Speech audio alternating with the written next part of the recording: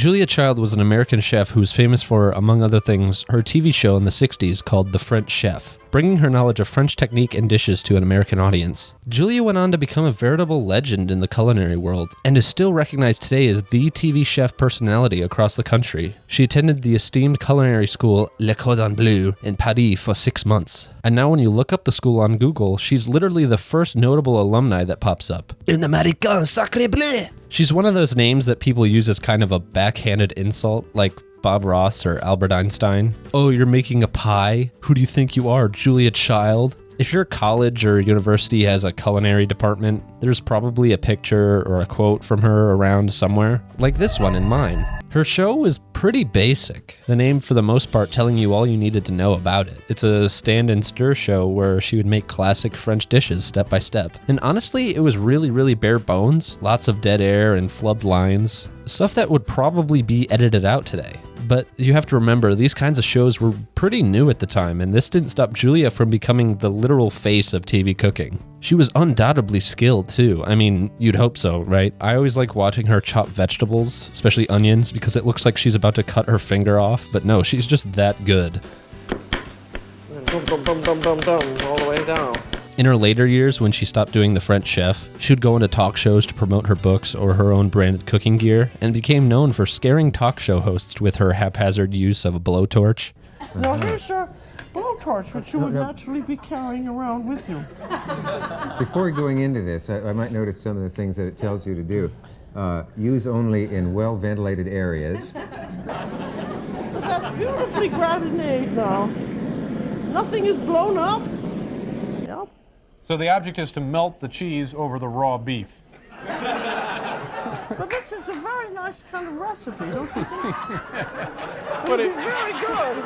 That's why in the age-old debate of who would win in a fight, Bob Ross, Mr. Rogers, or Julia Child would burn them both to death with a newly acquired military-grade flamethrower. She was truly a pioneer for modern cooking entertainment. The French Chef, and by proxy Julia herself, really is the catalyst for all modern food-based personalities, with shows like 30-Minute Meals, Barefoot Contessa, Paula Deen, Gita De Laurentiis, and Emeril Lagasse, all directly or indirectly inspired by the French Chef in some form or another, and even paved the way for modern popular YouTube cooks like Binging with Babish and Adam Ragusa. You can kind of tell by the way they set up their kitchen set with the layered layout, stovetop and prep area right out in front of the camera, and an oven cabinet backdrop. Or it's better known as the stand and stir style of shows. I'm not saying that everyone copied Julia, but it's just worth noting how influential she was in making this new Food Network style we all know today. Emeril Lagasse is actually worth talking about for a second. The guy really is a performer who just so happens to be good at cooking. His show is so ridiculous at some points, it makes me cringe, but sort of in a good way. He just leans into his personality, and that makes him memorable.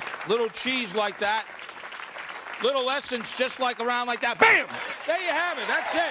He really was the personality that brought people to Food Network in the mid-90s before it became all about cooking reality TV. Heard of that Emeril guy? It's pow! Bam. Bam. Bam. Oh, yeah. Bam! Bam! Bam! Bam! Bam! Bam! Bam! Bam!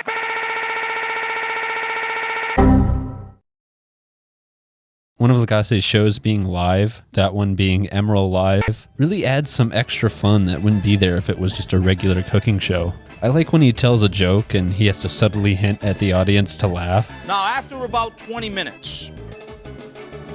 20 minutes gone by. And sometimes the camera focuses in on one person who is not really paying attention. It's hilarious. Sometimes the person isn't expecting it and we get some funny shots. We're gonna cook this brown. Now. If you've ever been to like a hockey game or a baseball game and they do the kiss cam thing, it's that, except it's Food Network. I mentioned Emeril Live before, but his other show, Essence of Emeril, is perhaps equally as famous. So famous, in fact, that in the late 90s, Julia Child herself even featured Emeril on her show Cooking with Master Chefs. And everyone in New Orleans knows Emeril Lagasse, the quintessential New Orleans chef who actually comes from Fall River, Mass. So by now the Food Network was sitting comfortable in its sitcom-style stand and stir style shows with the nice calm hosts and welcoming atmospheres that make you think, wow, just like how Mom used to do it, right? Well, now you got Nadia G's Bitchin' Kitchen. Honestly, I think Nadia saw the same trend I was just talking about and decided, yeah, let's do the opposite of that. She still uses the same two-person camera sitcom style of cooking show, but then you notice the creepy baby doll in the background, and you realize the kind of show you're watching. It's loud and somewhat obnoxious, but the style of the show is honestly really entertaining, and Nadia's personality is charming and hilarious. And if you were to ask me whether I'd rather make out with Clooney or scoff a creamy truffled mushroom risotto, man, I'd make out with Clooney. And it's not just all flair. I mean, it is, but there is care being taken with the actual food making. You might be thinking, well, what about Bobby Flay or Guy Fieri or Gordon Ramsay? And everybody already knows about them, so I don't want to talk about them right now. I mean, good lord, I butchered his egg recipe. What more do you want?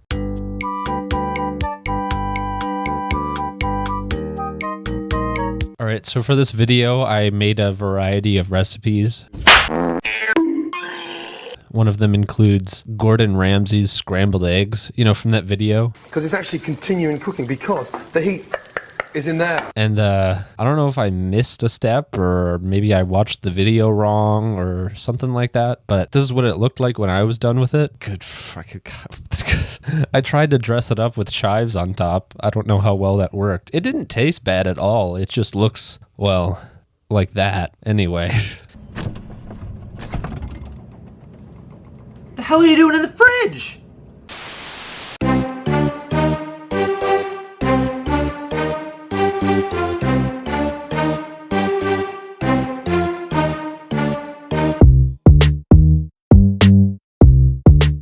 Running from 1999 to 2012, and then again from 2019 to 2021, Good Eats was a food show hosted and created by Alton Brown. Next to SpongeBob, it may have been my favorite show as a kid to watch. I don't know why, but something about watching food shows was, and still is, the most mesmerizing thing to sit down and watch happen. Even as a kid, I was always satisfied by watching dishes come together. Most shows were, and still are, like the examples I gave earlier, the multi-camera stand and stir show shot and edited like a sitcom. But Good Eats was different. Not only was the show shot like a narrative TV show, but the elaborate sets, funny illustrations, funky-looking puppets, and scientific models made it stand out, while also making it endlessly entertaining. Mixed with the creative camera angles and wacky actors, it made for a food show that hasn't been replicated since. The show does a great job of making cooking and baking fun, and making you feel like you're creating art while also fulfilling every person's need to eat. And with the ever-increasing prices of groceries, getting creative with your food might just become a necessity.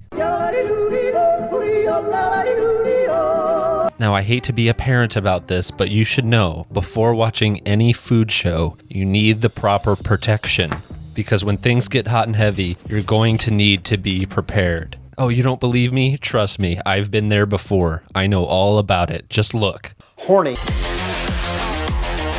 We're trying to make a nut. Sex. That they came in the back door. Boston butt. You want a nut? It gets bigger when I pull on it.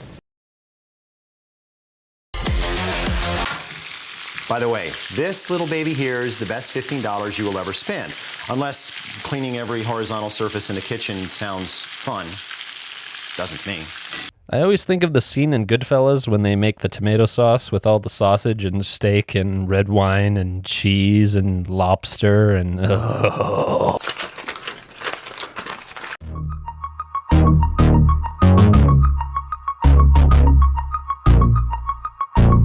So, a Good Eats episode is usually structured into two formats, but sometimes it changes, sometimes it doesn't. The first of which is the focus on a specific singular food or ingredient, like strawberries or melons, okra, pepper, chilies with an I, dark chocolate, or tomatoes. You better keep your beak off my meat as your soft belly. But those are just a few examples, there's many more. The episode then showcases usually 3 or so recipes that use this ingredient as the leading flavor. I like these episodes because it can show you the versatility of an ingredient or food that maybe you've never thought of before. For example, the episode where Alton focuses on pepper, He details a recipe that headlines black pepper as a main ingredient in a crock-pot pork chop recipe that looks like honestly the tastiest thing I've ever seen come out of a crock pot. Or the okra episode where Alton fries rounds of cornmeal-coated okra in vegetable oil. I remember this one so well because this recipe is the one I've probably used the most in my day-to-day life. I mean, it's just frying some cornmeal-coated okra in vegetable oil. The other type of episode is the focus on a specific dish, like lasagna or lobster or pulled pork or pizza dough. He does that twice. Or even the pilot episode, which was ribeye steak. These I actually like better than the other type I described because I enjoy the slow and detailed explanation of cooking a complicated dish.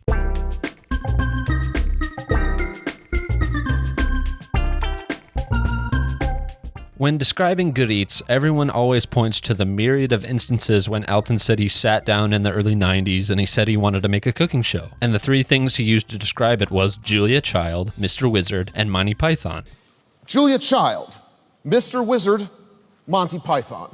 The whole thing came out of a memo to myself back in the 90s when I wrote down Julia Child, Monty Python, Mr. Wizard, and thought if I could put those three things together, that would be fun. This makes a lot of sense and basically describes the whole vibe of the show, and is why I made the introduction about Julia Child. But doing that again would be really boring. I'm going to tell you the reasons why I like the show, because I think that's more interesting and more original. I want to get this out of the way first. The music is perfect. And I'm not just talking about the intro theme, although that is pretty great, but just the background music. It's so seamless throughout the show, and it plays off the scenes and environments so perfectly that I often just end up moving to the beats and tunes without even realizing it. I mean, just listen to this bass line while Alton makes batter for corn dogs.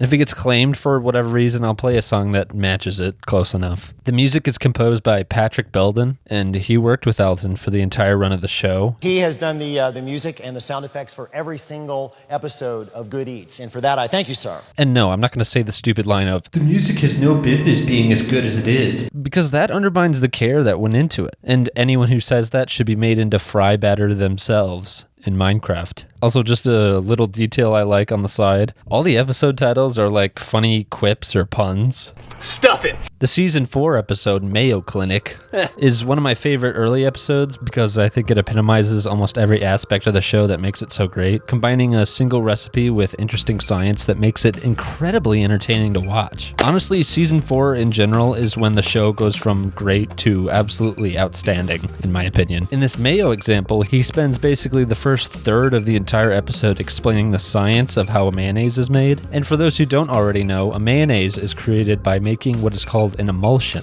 which basically means a type of liquid that is split up into microscopic drops suspended inside another liquid that does not dissolve into each other. Now, emulsions can be made with a variety of liquids, but by far the most popular form of an emulsion is with eggs, more specifically lecithin. Lecithin itself is not exclusive to eggs, but it is easy to come by in eggs, and since most people have eggs on hand already, it's the most useful and the most common. Mustard and dry mustard also contains lecithin and is why mustard is included in this recipe. Alton then brings in an actual food scientist on the show to better explain the more complicated sciencey bits. This is Shirley Corrier, a very prolific and esteemed food scientist. According to her explanation and the explanation from the corresponding book that came out in 2009, mayonnaise is an emulsion that is made when lecithin from the eggs join together with oil. Lecithin has two ends, one that dissolves in fat and one that dissolves in water. The fat end sticks into the oil because oil is also a fat, and the water end sticks out into the liquid that has no oil in it, keeping the oil and the water type liquid from pooling together and ruining your emulsion. The emulsifier also makes the water run between the drops instead of simply staying in place, keeping the oil suspended and preventing them from pooling together, and again ruining your emulsion. The last and arguably most important thing is, and I'm going to quote directly from the book here, the phospholipids also carry an electrical charge. So once in place, they prevent the oil droplets from coming back together. Think of how two magnets repel each other when the poles come together. And that is crucial if the emulsion is going to be stable. So basically what that means is the droplets coated in lecithin physically push each other away. The whole point of this method is to make oil and water work together to create a flavor and consistency that is unique. Because if you ever worked with oil and water together, they do not mix at all. Alton and the delightfully energetic food scientist Shirley Corrier come up with this model to show what all that means. Perfect.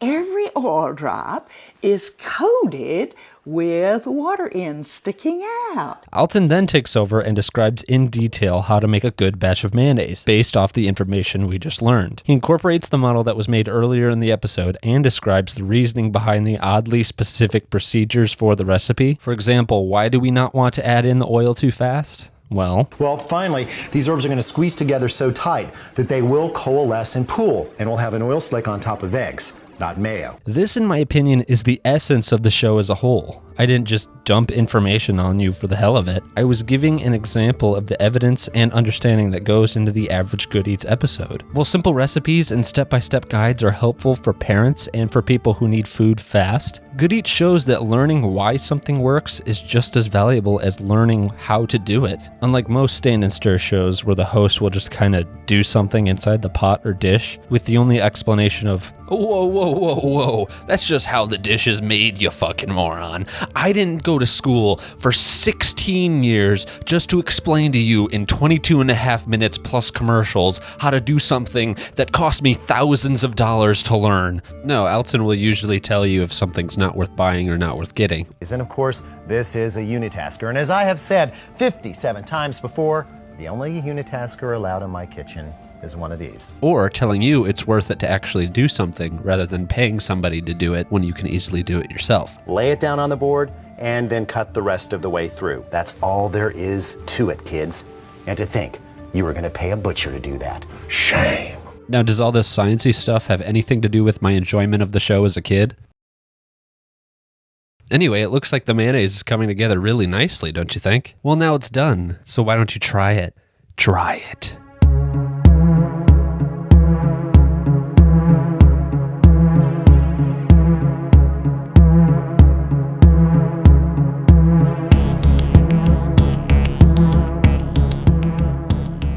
Of course, this is just one example in the 256 episode run of Good Eats. These scientific models are super cool, and while the oil and lecithin mayo model is really awesome, my favorite models by far, besides the almost obsessive use of Barbie dolls, have to be the cow models. What I mean is the models and diagrams of the different cuts of beef that you can buy at the store. Every time Alton busts this thing out, I get super excited. Learning about where the different cuts of steak come from is really cool, to me at least. So here's a summary of the information I gathered from about 15 years of watching this show. The parts of the cow that does the least amount of work are more expensive and usually taste better. This is because there's less connective tissue and less inedible bits on it. That's why cuts like the filet mignon is considered the upper echelon of steaks, because of the tenderloin, located in the middle of the cow and does next to nothing, basically. It doesn't help the cow move, it doesn't move when it breathes, so that means it's very tender and does not contain a lot of fat, thus bigger price tag. The rule of thumb is the further away from the feet and the head, the more tender the cut is, and will probably be more expensive. Well, there's good steaks all over a steer, but the best steaks are right in here. Okay. That's not to say that cuts from around the feet and the head are inherently bad. They'll just be tougher and will probably require a longer cooking method to make sure it doesn't rip your teeth out when you try to bite through it. The other part of the T-bone's very tender, and most women like it, but just because it's tender. We can't say that kind of stuff now, that women's stuff. Oh, that's they right. get really kind of... A lot of people just like it. What? What? Examples include the flank steak or skirt steak, prime rib, pot roast, or anything in the chuck primal. Most burgers come from here, by the way, the chuck. Or my favorite of these, the brisket. Cooking meat is one of those things that can be so broken down and analyzed that there are literally hundreds of recipes detailing different methods of how to prepare it. And honestly, meat prep is my favorite culinary thing to watch, bar none. Maillard reactions, rub recipes, whether to brine it or marinate it, smoking, curing, grilling, braising, barbecuing, searing, slapping it 10,000 times until it's cooked by sheer mechanical force. It's just great, and it's really, really fun. What surprised me later on, when the show came back during the Good Eats Reloaded days a couple years ago, Alton said that people were put off by the episodes where he dissected chickens and turkeys whole. Well, I understand that that can make some people uncomfortable. That was always my favorite part of these episodes. My favorite example was in Fry Hard 2, where he fully cut apart the chicken into specific wings, thighs, breasts, and drumsticks. I was so fascinated by it that it inspired me to try that pan-fried chicken recipe when I was like 13 years old, and I even quartered my own chicken. Arguably one of the most unorthodox things he's known for is his philosophy of grilling steaks. There's the pilot episode where he pan-sears a ribeye, but later on he made a sequel to that episode where he focuses on more budget-friendly cuts of beef. One of the cuts he spotlights is skirt steak, a cut that a lot of people pass up for the far more popular flank steak, located literally right next to it. But the cut itself isn't the crazy part. How he decides to prepare it is the most shocking.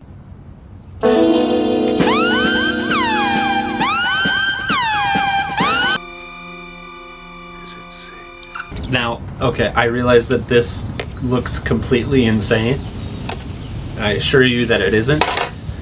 I think. No, I'm not crazy. Since this cut needs to be prepared as hot and fast as possible, the highest heat you can get is optimal for tenderness and a satisfying outer crust. But if done traditionally over a grill, the fat from the meat could drip onto the coals and cause flare-ups. Now, in a note that I'll explain later, flame char on food is never good, and could even cause cancer in some cases. So his solution is to ditch the grill grate altogether and lay the slabs of meat right onto the hot coals. On the surface it looks and sounds crazy, but the more you think about it, it makes sense. I mean, if you use natural chunk charcoal, there really isn't a chance for it to be toxic. The unhealthy part, which is the flame char, is mitigated by the meat being so close to the coals. Now the coals directly under the meat can't get any oxygen, so there won't be any flames. For the record, I do need to say this. Do not use this with charcoal briquettes. Use natural chunk charcoal. Briquettes are held together with starch and petroleum byproducts that are not good for people to consume. The main danger when you grill foods is the flare-ups and the fat. According to cancercenter.com and Columbia doctors, the moment that fat drips onto the coals, a flare-up happens and it can risk charring the meat with an open flame. This charring can cause you to ingest a type of carcinogen called polycyclic aromatic hydrocarbons, which are the same carcinogens in cigarettes and forest fire smoke. It's the same type that you see on those forest fire air quality weather alerts, I think. I'm pretty sure. The longer a piece of meat cooks, the more certain proteins react, producing another carcinogen called heterocyclic aromatic amines. Now, according to these sources, they can't link charcoal grilling directly to causing cancer, which makes this statement from Alton technically false. Some recent studies suggest that actual flame char on food can cause cancer. But saying that kind of defeats the whole purpose of warning you in the first place. Some recent studies suggest that while these things don't directly lead to cancer, they do increase your risk for it, if that makes sense. It's one of those statistics. But this method removes almost all of the risk. No chance of flame-ups, and the cook time is so quick, a grand total of 2 minutes at most. You avoid almost all of the HCAs as well. I will admit it's still kind of fucking weird though.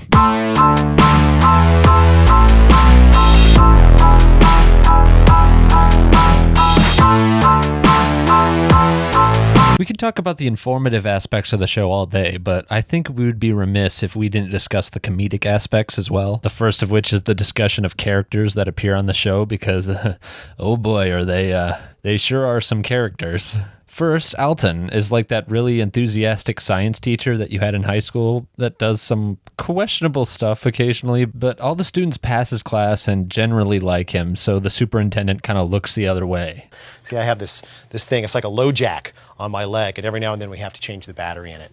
It's kind of frustrating. It's a lot like the one that Martha Stewart had, it's just smaller. As the show goes on, he gets more and more sarcastic and joke-heavy. He gets more comfortable in front of the camera, too. I mean, take this scene from the first season. Kosher salt not only tastes great, but the jagged little flakes stick together so that you can pick it up and control it, which helps you season things. He talks really slow, almost too slow. And honestly, the first season of Good Eats feels barely put together. And I mean, it kind of was. The first 2 episodes, Stake Your Claim and This Spud's For You, fucking episodes, I tell you, were filmed completely independently from Food Network and premiered locally on a Chicago network in 1998, but were actually filmed the year prior. Now, that's not to say that the first season is bad by any means. It's just that you tend to notice significant quality differences when you methodically watch hundreds of episodes of a TV show over the course of a few months and have watched the show your entire life. That is in stark contrast to the final seasons of the original run of the show, where he talks really fast, almost too fast. But this is a good thing. He's able to communicate all of the information in a clean and concise way while also slipping in a few jokes. For example, Porters, on the other hand, are quite good in chocolate cakes and brownies, which I occasionally serve to visiting children on Christmas Eve.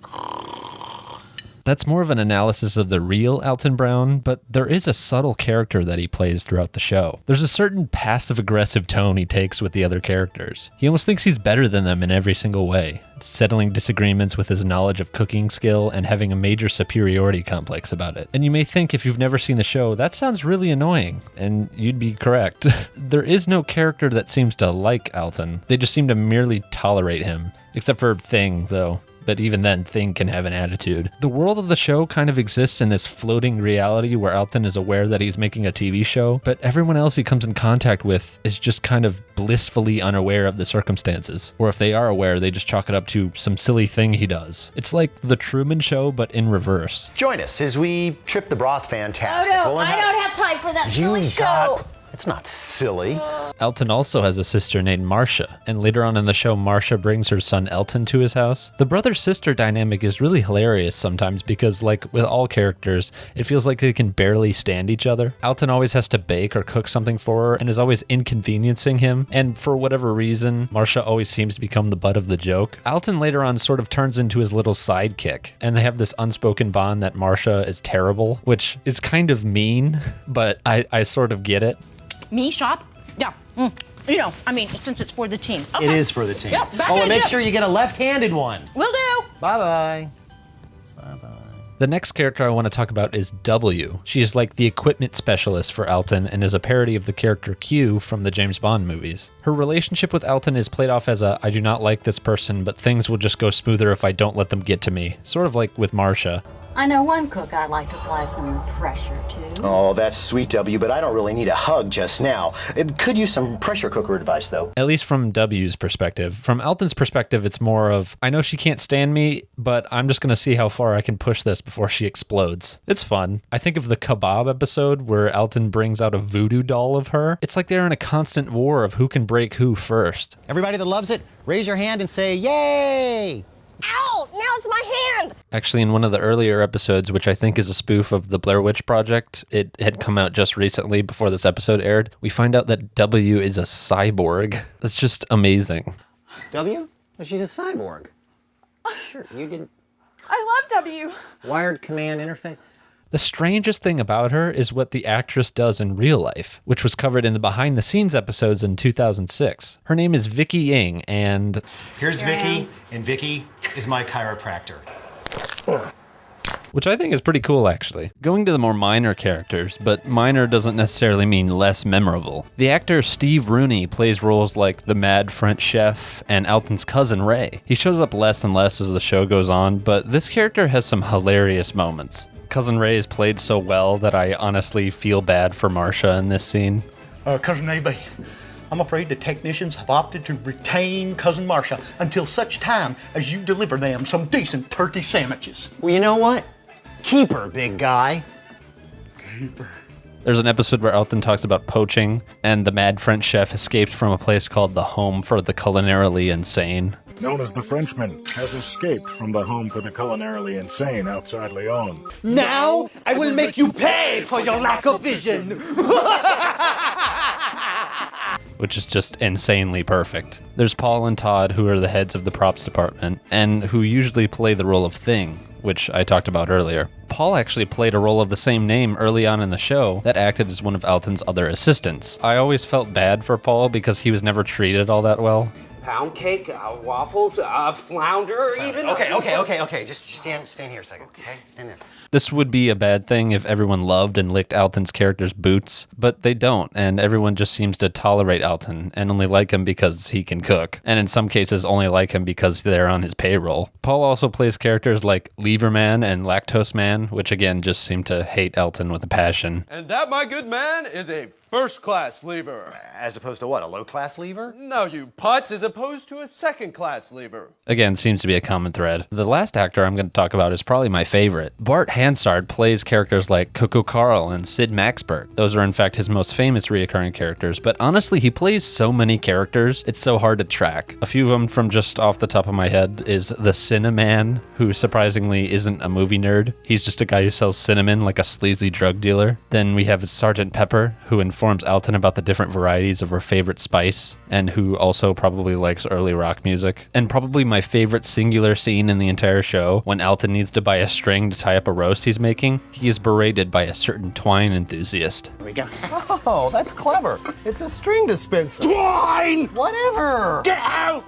Like I said, these characters really make the show, and along with experts like Shirley Courier. But other experts like Deb, the nutritional anthropologist, and Carolyn O'Neill, the dietitian, and the lady of the refrigerator, who is also named Carolyn and is also a dietitian. All of these characters do their best and do it well to weave this universe of good eats. The final thing I want to talk about is the overall feel of the show. I may repeat myself here, but I want to put you in the same shoes that I was when I watched the show as a kid, and in some cases put you in the same shoes as me watching the show now. A lot of it has to do with how the show is set up through the camera. The main thing that Alton does right, or I should say the camera and editing team does right, is playing with perspective. For instance, one episode he's inside a decompression tank, like what you saw before, and next maybe he's talking at you from underneath a glass table. But probably the first thing that most people think of is the appliance cameras. The fridge cam, cabinet cam, oven cam, and microwave cam. However, my favorite camera trick came later in the show. And it's kind of hard to explain, but it's the top-down view of the stove and cutting board area. What's cool is that this shot never cuts away back to his face. Instead, he brings in a mirror and we can see him talk at us while he continues cooking. Before, it would just cut between two shots, one of the cooking process and the other of him talking. But this keeps the flow of the dish going along while Alton fills you in on whatever he needs to do without having to stop. And that's basically it. I love the show because it combines great food with weird characters and sets that come together to form the best cooking show ever done. A lot of you may point out that the show came back a few years ago for a few seasons, and after watching most of it, it was still decent. For me, it didn't quite capture the magic the original run had, but honestly, most of it I think was my fault. I put the nostalgia goggles on for this video, and that may have soured my view on it, but objectively speaking, the reboot is just as good as the original. Great show and great books, too. I don't have all the new ones, but if they're as good as these, they are definitely worth the buy, I think. Thanks.